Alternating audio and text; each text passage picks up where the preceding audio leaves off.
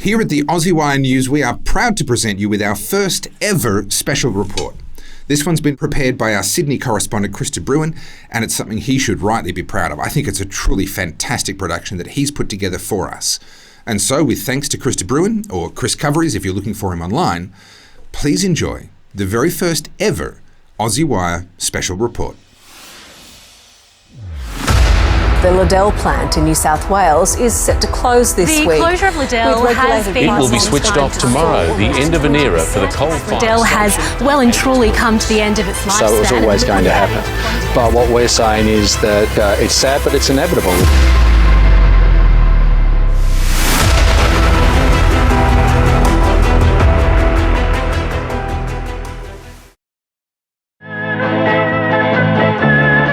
Two chimneys, each 550 feet high, mark the Liddell power station 170 miles north of Sydney.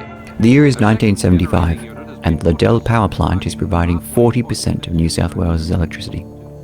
Judged so efficient, not even the latest nuclear power stations could compete in terms of costs with the efficient coalfields power stations. And as the New South Wales economy grew, new generators came to fuel it.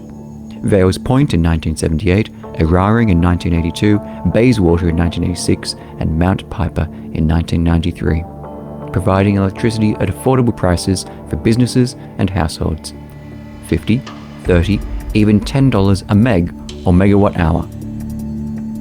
Lou Amato was the Parliamentary Secretary for Small Business and served 8 years in the New South Wales Upper House for the Liberal Party. I remember, if I go back in history, I believe it was a Labor Premier, I think it was around about 1948, who brought back the electricity back to the people. And by doing so, what that did, that provided cheap electricity, not only for the citizens of New South Wales, but particularly for manufacturing. What do you think of the closure of Liddell?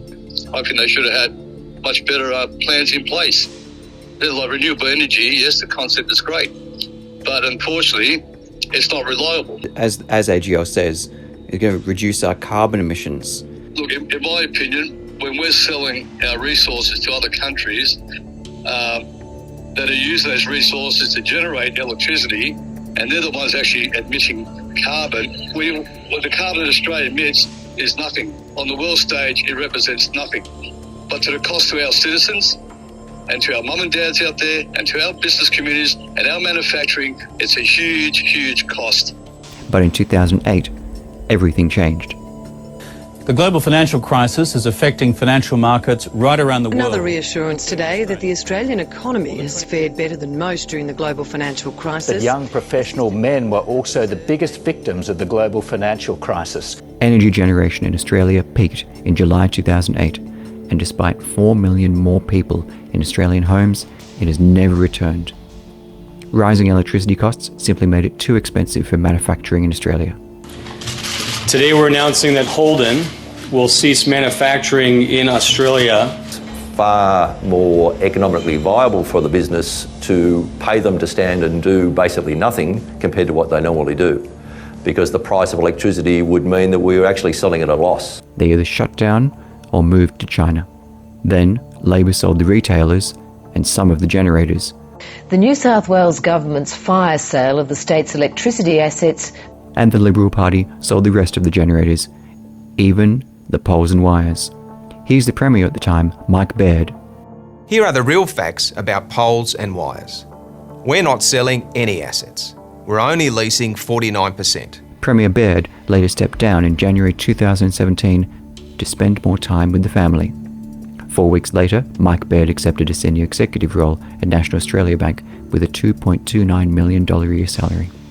And with both parties' teamwork, Australia's electricity supply became a free market. Liddell was sold to a private company, AGL, for an effective price of $0. So now, when we get up in the morning, and as the sun sets, prices rise. And when the sun is at its highest, 12,000 megawatts of solar oversupplies the market, sending prices negative every day. And between the two, city energy traders buy, sell, and speculate on the pricing. For 10 years, the price of electricity slowly rose from $30 to $50 a meg, to an average of $100 and then $150. But winter 2022, that market went out of control. blackout danger zones as our power crisis. The national energy body stepping in and suspending the market. Staggering information confronting reality about our energy crisis. Wholesale prices, normally $30 to $300 a meg, reached $5,000 to even $15,000. The total energy market, normally valued at $5 million for a half-hour block, became an almost $500 million casino every 30 minutes. But this entire episode was not unprecedented. In fact, the entire episode had played out just the same 20 years ago when in 1998 California turned their electricity over to the free market and deregulated it. Just what a fraudulent and highly profitable multi-billion-dollar energy corporation needed. Enron. For weeks before a quarterly report, we would be under the impression that we weren't going to make our numbers. But then somehow, miraculously, we always made the numbers and then some. And his answer was one word: California. 1,000 miles of California power lines, enough to circle the earth. But for the second day in a row, not enough electricity for America's largest state and the world's sixth largest economy. And I remember the conversation I'd had with Ken. At the end of it, he says, well, Dave, old buddy, let me just tell you, it doesn't matter really to us what kooky rules you Californians put in place. I got a bunch of really smart people down there who figure out how to make money anyhow. Entire suburbs of Sydney were plunged into darkness when the power went out. First thing we heard about this energy crisis is where our lights are going to go off in the middle of winter when we're using half the electricity. Just 2 weeks into winter, households are being asked to, to turn off appliances if you can to preserve and conserve power. Last night they issued what's known as a lack of reserve notice, which is a fancy way of saying demand is up. Wholesale electricity prices along the east coast have soared this year. High prices are when it gets in the 50s. From less than $100 per megawatt hour to more than $700. $1,000? Prices aren't going to stay at $1,000 forever. Energy corporations found that it was more profitable to speculate than generate. Ultimately, the system's failed. We've never seen prices this high in the history of the market. You could arguably say competition in the energy market is now officially dead. I wake up this morning and the average cost for my customers' energy yesterday was 80 cents a kilowatt hour. I'm charging them 16. They arbitrage the California market to the tune of $1 million or $2 a day. The heart of it is that an industry that went for 100 years, from the days of Edison, built the best electrical system in the world, was all of a sudden turned into a casino. And when that wasn't enough, Enron traders colluded with the generator operators they owned to shut the power plants down. Hey, this is David up at Enron. There's not much demand for power at all, and if we shut it down, could you bring it back up in 3 or 4 hours? Oh yeah. Can't turn these people loose and let them just have a, quote, free market, because a free market is goddamn expensive to the customers.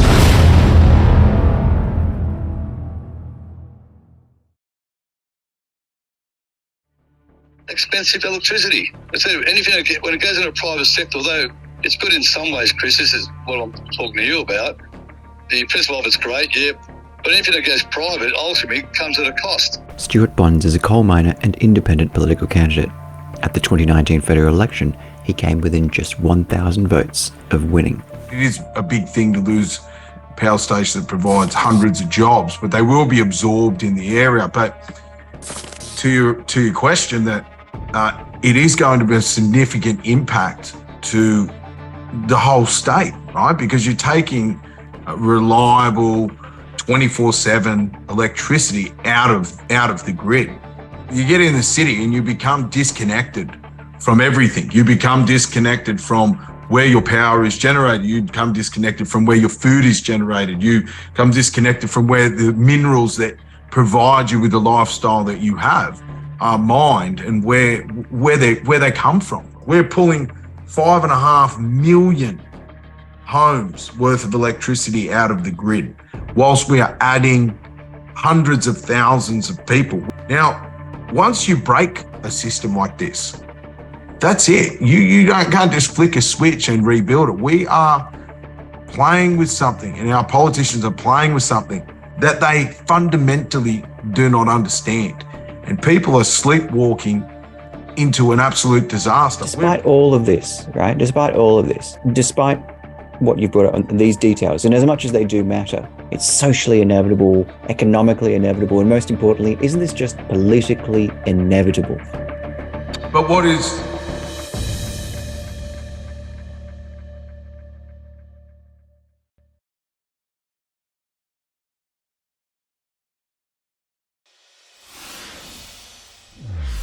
That special report was brought to you by Bruyne. If you got some value out of that, then make sure you let us know in the comments. We'll use your comments and encouragements to twist his arm and get him to create some more special reports in future.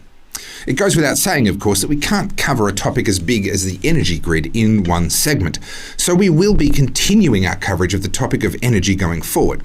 And when it comes to the so-called privatisation of the energy grid that we heard a lot about in that segment, well, I think there's a lot more than meets the eye. You may recall last week I chatted with Joanne Nova and touched on the issue of the Australian energy market operator and the so-called pricing stack.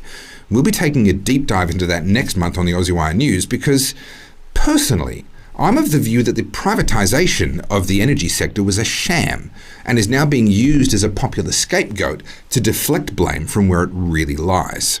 But that's a topic for another time. For now, here's more of the news.